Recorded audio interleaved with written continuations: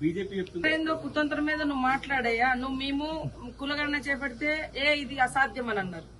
Last మీ ఎంపీలు కొంతమంది అసలు అందులో కులగణలో పాల్గొననే లేదు. ఆ బీఆర్ఎస్ వాళ్ళు పాల్గొనలే, బీజేపీ వాళ్ళు పాల్గొనలేదు.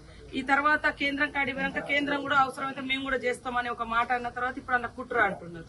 అసలు ఎంతసేపు నువ్వు కొడుగుడ్డు మీద ఈకలు బీకే ప్రయత్నం తప్ప మేము చేసిన ప్రయత్నాన్ని నువ్వు యాక్సెప్ట్ చేస్తున్నావు.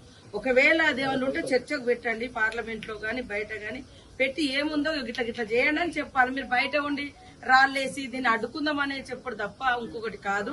గతంలో రిజర్వేషన్ 33% స్థానిక సంస్థల్లో బీసీలకు ఉండేది. దాన్ని 2018 ఏదైతే పంచాయతీరాజ్ యాక్ట్ వచ్చిందో ఆ యాక్ట్ ద్వారా 23% చేసింది. మీరు ఆ కుట్రలు కూడా బీఆర్ఎస్ గవర్నమెంట్ అవన్నిటిని తీసేయాలని ఇప్పుడు పంచాయతీరాజ్ యాక్ట్ లో 2018 పంచాయతీరాజ్ యాక్ట్ మరి ఏదైతే ఉందో 285A ఆర్టికల్ దాన్ని కూడా సవరణ చేసి మన ఈ బిల్లును సంపూర్ణంగా ఆమోదింపజేసుకుని 42% ఇంప్లిమెంటేషన్ చేయాలనేది మనం కోరుతున్నాం. దాంట్లో ఎంతసేపు ఇప్పటిదాకా ఆల్ బీసీలు ఎవరు, ఎస్టీలు ఎవరు, ఎస్సీలు ఎవరు అనేది ఆల్రెడీ ఉంది.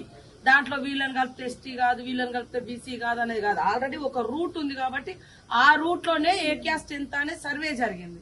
ఆ సర్వే ప్రకారము మనము ఈ 42% అయినా మనం చేయాలని అనుకోవడం జరుగుతుంది. ఎంతసేపు మీ చేతిలో మీ కోర్టులో ఉంది బాలు.